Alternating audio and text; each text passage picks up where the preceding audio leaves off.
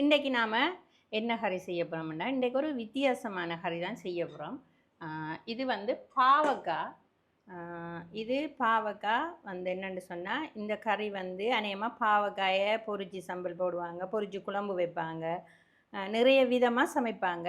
ஆனால் இந்த விதமாக சமைச்சு நான் எங்கேயும் சாப்பிட்டது இல்லை, அநேகமாக சாப்பிட்டது இல்லை. யாராவது தெரிஞ்சிருந்தீங்கன்னு சொன்னால் நீங்கள் கொமெண்ட்ஸில் சொல்லுங்கள். இந்த கறி வந்து இது வந்து எங்களோட அம்மாவோட கறி. அம்மா தான் இந்த கறியை அநேகமாக செய்கிறவ. இந்த அம்மா தான் இது எனக்கு செய்து காட்டினதும். நான் இனி அம்மாவை தவிர வேறு யாரும் சமைச்சு நான் சாப்பிட்டதில்லை இது வரைக்கும். ஆனால் மற்ற இடங்களில் சமைப்பாங்கன்னு நினைக்கிறேன். இது வந்து ஒரு சிம்பிளான கறி, எந்த கஷ்டமும் இல்லாத ஒரு கறி. அதுக்கு தேவையான பொருட்கள் என்னென்னு பார்ப்போம். இந்த பாவக்காய் இது கிட்டத்தட்ட 1/2 கிலோ வேண்டினாங்க. இது எல்லாம் துப்புரவு பண்ணி எடுத்தால் அதுக்கு குறைய தான் இருக்கும். இது அந்த அளவில் இருக்குது. அது 2வது தலைப்பால், 2வது பால். தலைப்பாலுக்கு அடுத்த வார பால் தான் எடுக்கணும், மற்ற பால்கள் எடுக்கக்கூடாது. இதுக்கு அடுத்தது மாசி. இது மாசி கருவாடு. அநேகமாக எல்லாருக்கும் தெரியும்னு நினைக்கிறேன். மாசி கருவாடு. அப்புறம் கொமெண்ட்ஸில் கேட்குறல்ல, என்ன ஃபெப்ரவரியா அது இதெல்லாம் கேட்குறல்ல. இது மாசி கருவாடு. இதை நம்புற உங்களுக்கு காட்டுறேன், நான் கடைசியில் காட்டுறேன் என்னன்னு சொல்லி, முழுசாக காட்டுறேன். இது சின்ன வெங்காயம். கண்டிப்பாக இதுக்கு சின்ன வெங்காயம் தான் போடணும். சின்ன வெங்காயத்தை அரியிறல்ல முழுசாக தான் போடுறது. மற்றது பச்சை வச்சிக்காய், உப்பு, கொறுக்காப்புளி, கருவேப்பிலை, மஞ்சள் தூள், இவ்வளவு தான் இதுக்கு தேவை. வந்து இப்போ எப்படி செய்கிறேன்னு சொல்லி செய்முறையை நாம் பார்ப்போம். இதுக்கு வந்து இந்த சின்ன வெங்காயத்தை இதை வந்து அரியிறல்ல இப்படியே முழுசாக தான் போடுறது. இதுக்கு முழுசாக தான் போடுவாங்க அம்மா, நானும் முழுசாக தான் போடுறேன். அடுத்தது இந்த பச்சை வச்சிக்காயையும் வந்து வெட்டுறல்ல, இந்த இப்படி இந்த தலைப்பில் மட்டும் இப்படி கொஞ்சம் வெட்டி விடுறேன். இந்த நுனியில் இப்படி கொஞ்சம் வெட்டி விட்டிங்கண்டா சரி. இது உங்களுக்கு வீடியோவில் தெரியுதா? அப்போ இதை அப்படியே முழுசாக தான் இதுவும் போடுறோம். அப்படியே வெட்டிட்டு இதுவும் ஒரு முழுசாக தான் போடுவோம். நாங்கள் போட்டுட்டு இதுக்கு 2ஆம் பால் தான் விடுவோம். 2ஆம் பால் எந்த அளவுக்கு விடுறேன்னு பார்த்துக்கொள்ளுங்க. அதாவது காய் எவ்வளவுக்கு இருக்குதோ அந்த அந்த கொஞ்சம் அதுக்கு கீழே வரும், அந்த அளவுக்கு விடணும் பால், 2ஆம் பால்.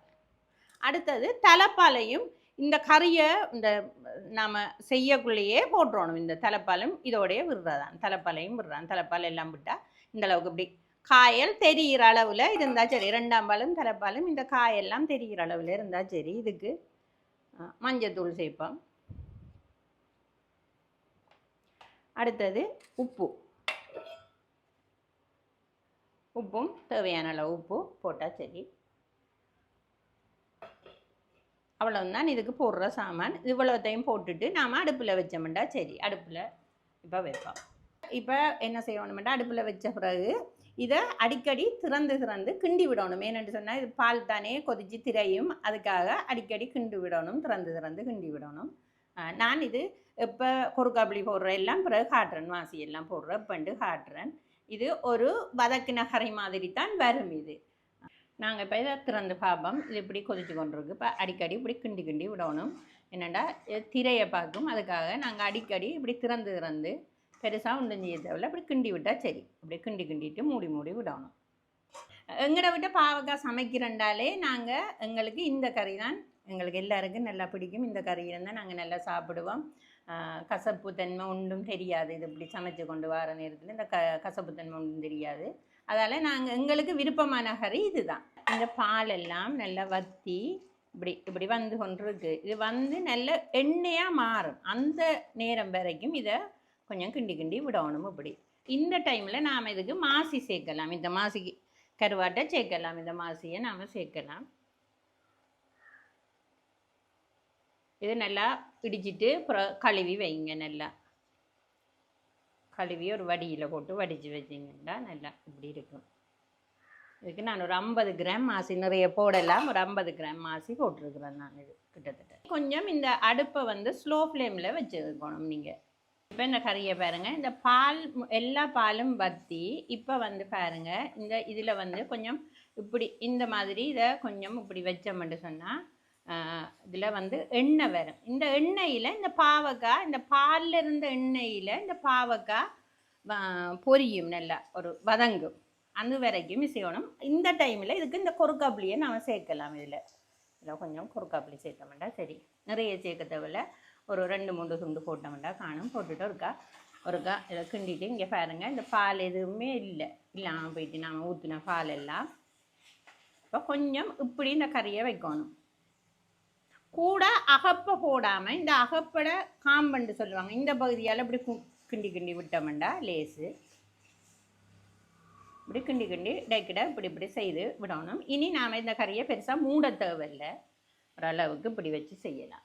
இப்போ பாருங்கள், நாம் இப்படி செய்து வச்சதில் இந்த எண்ணெய் வந்து வாரது, அந்த பாலில் இருந்து வந்த எண்ணெய் தான் இது. நாம் எந்த எண்ணெயும் இதுக்குள்ளே சேர்க்கல, இது அந்த பாலில் இருந்து வந்த எண்ணெய் தான் இது. இதில் நாம் இடைக்கிட அந்த எண்ணெயோட சேர்த்து இதை இப்படி இந்த அகப்பட காம்பால் இப்படி கிண்டி விடணும்.